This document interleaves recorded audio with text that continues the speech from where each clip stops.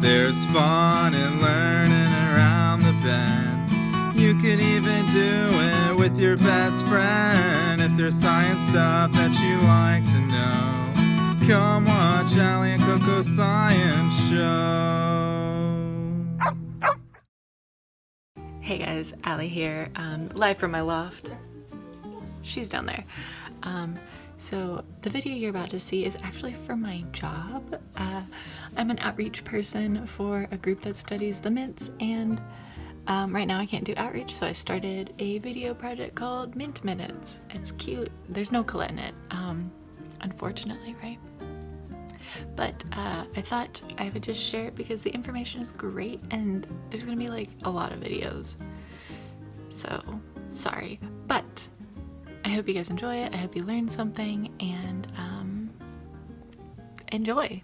Hey guys, Allison here from the Mint Genome Project, and it's time for some Mint Minutes. When you think of mint, you probably think of spearmint and peppermint. However, did you know the mint family, or Lamiaceae, has over 7,000 individual species and almost 250 genera. It's the 6th largest flowering plant family, and it is incredibly diverse. But if you were out in the field and you came across a plant, how could you tell it was a mint? All mints have 4 morphological traits in common.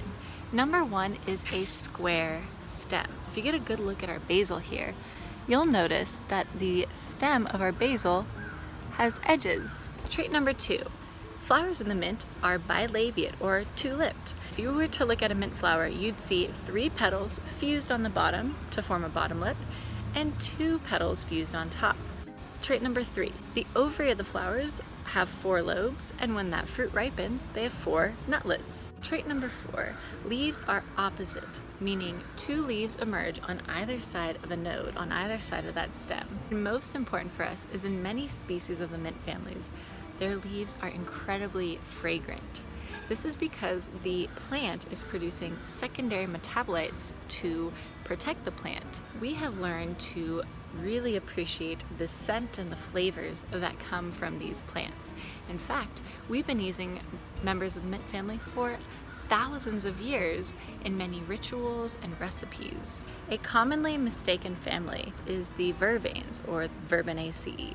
They have many traits in common, such as if you can see from my lantana, a square stem and opposite, slightly fragrant leaves.